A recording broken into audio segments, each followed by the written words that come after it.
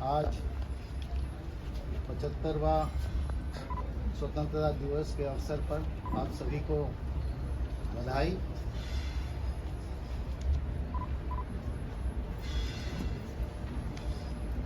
अभी मैं ये महाप्रबंधक के संबोधन को आपको पढ़ के सुनाऊंगा, कृपया ध्यान से सुनें।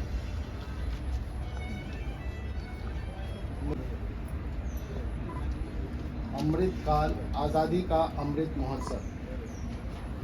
आज हम यहाँ अपनी मातृभूमि का स्वतंत्रता दिवस मनाने के लिए इकट्ठे हुए हैं।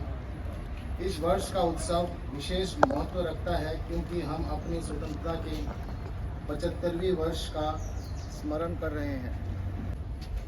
पिछले वर्ष से ही पूरे देश में विभिन्न प्रकार के उत्सव चल रहे थे।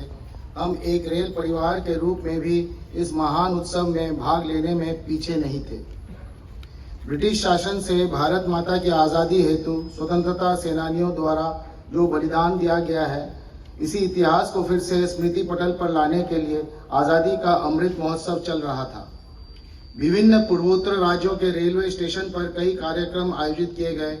इन आयोजनों में विभिन्न पहाड़ी राज्यों के स्थानीय लोगों ने सहर्ष भाग लिया।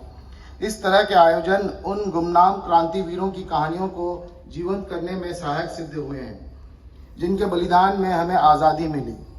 आज़ादी की रेलगाड़ी और स्टेशन, विभाजन विभीषिका स्मृति दिवस और हर घर तिरंगा जैसे कार्यक्रमों ने इस महत्वपूर्ण भूमिका निभाई है।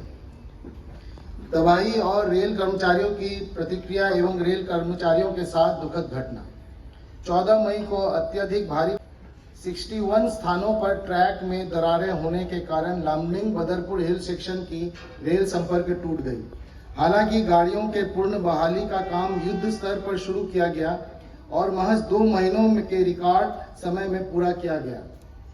29-30 जून 2022 की रात तुपुल के निर्माणाधीन रेलवे स्टेशन यार्ड में भूसंकलन की एक बहुत ही दुखद घटना में हमने अपने 3 निर्माण कर्मचारियों और प्रादेशिक सेना के कई बहादुरों सहित 79 लोगों को खो दिया है। भविष्य में ऐसी घटनाएं न हो, ये हमारा प्रयास है।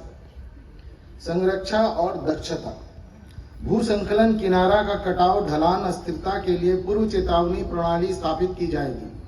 इस वर्ष के दौरान पूर्वी सीमा रेलवे ने 0 एसपीडी हासिल किया। संरक्षा में सुधार के लिए पिछले साल महीनों के दौरान 15 स्टेशनों को इलेक्ट्रॉनिक इंटरलॉकिंग सिस्टम प्रदान किया गया है। 186.62 किलोमीटर की TRR और 41.01 किलोमीटर की है। USFD द्वारा 11834.46 किलोमीटर ट्रैक का परीक्षण किया गया है। 10 मानव युक्त संपार फाटकों को हटा दिया गया है।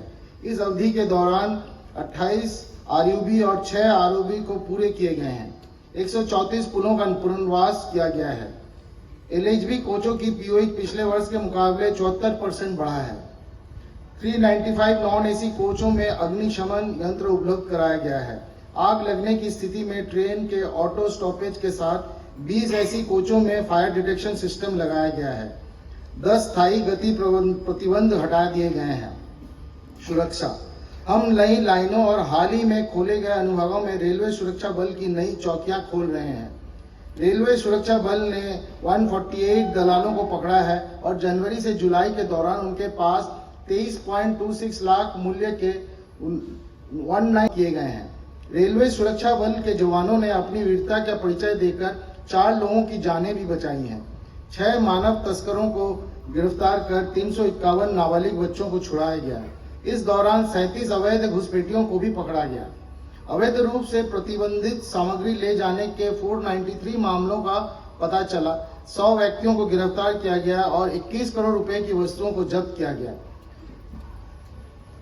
बॉडी वर्न कैमरा उपलब्ध कराए जा रहे हैं। आय। इस अवधि के दौरान कुल आय 2260.57 करोड़ रुपए थे, जो पिछले वर्ष की समान अवधि के तुलना में 43.03% अधिक है। यद्यपि लक्ष्य भी 8000 करोड़ रुपए है, जो काफी ज्यादा है। DHR ने पिछले 7 महीनों में 10.6 करोड़ रुपए की आय के साथ जबरदस्त सुधार किया है।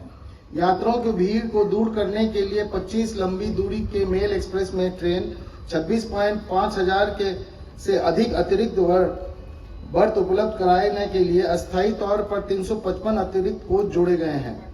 इस अवधि के दौरान 8 जोड़ी मेल एक्सप्रेस ट्रेनों की शुरुआत की गई है, जिसमें 13132/13131 न्यू जलपाईगुड़ी ढाका मिताली एक्सप्रेस की शुरुआत दिनांक 4 जोड़ों ट्रेनों की सेवा बढ़ा दी गई है।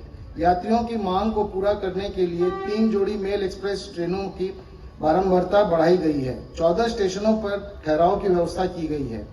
लंबी दूरी की विशेष ट्रेनों के 118 ट्रिप और 371 ट्रिप इंट्रा रेलवे स्पेशल ट्रेनें चलाई गई हैं। मैराबंद और सीनामाड़ा में 2 गतिशक्ति कार्गो टर्मिनल को चलाया गया है। मोहित नगर में एक पीपीपी के तहत नया गुड शेड भी चालू किया गया है। एक स्टेशन का उत्पाद 366 स्टेशनों की योजना OSOP योजना के माध्यम से ट्राइफेड NEHHDC एंड NERIMSC को शामिल कर स्थानीय कारीगरों और शिल्पकारों को बढ़ावा देना है। आपूर्ति श्रृंखला में 2.2% और प्रतिदिन वैगन रिलीज में 11.3% की सुधार हुआ है। जनवरी से जुलाई के दौरान लदान में 34.8% सुधार हुआ। दिनांक 31/3/2022 को 1074 वैगनों का उच्चतम एकल लदान हासिल किया गया है। जनवरी से जुलाई 2022 के दौरान 8419 आवक माल भाड़ा के रेक रिलीज किया गया, अर्थात 9% की वृद्धि हुई है। अब तक सर्वाधिक 1305 क्रैक ट्रेन चलाई गई है। नई लाइनें, दोहरीकरण परियोजनाएं और नई पहल। 43.5 किलोमीटर की नई लाइनें चालू की गई है। 74.2 किलोमीटर लाइनों के दोहरीकरण का काम शुरू कर दिया गया है। विश्व स्तरीय स्टेशन के रूप में पुनर्विकास के लिए 11 स्टेशनों को लिया जा रहा है। पूर्वोत्तर सीमा रेल वन्य जीवों की सुरक्षा के पूरी तरह से प्रतिबद्ध है। एक नवोन्मेषी पायलट परियोजना इंट्रेशन डिटेक्शन किया था। Assam rail infrastructure development corporation limited नामक एक संयुक्त उद्यम कंपनी की गठन चल रहा है। ये कंपनी शहरी गतिशीलता के लिए मेट्रो प्रणाली के निर्माण हेतु असम में रेलवे में संबंधित बुनियादी जांच के विकास पर गौर करे। कामाख्या स्टेशन को विश्व स्तरीय स्टेशन के रूप में विकसित करने के साथ ही पूर्वोत्तर सीमा रेल के तीर्थ यात्रियों और आगंतुकों की सुविधा लाभ के लिए कामाख्या स्टेशन से कामाख्या देवी मंदिर तक एक रोपवे बनाने की योजना है। परिचालन दक्षता, डाटा अर्जन और नेटवर्क प्रबंधन केंद्र स्थापित किया गया है।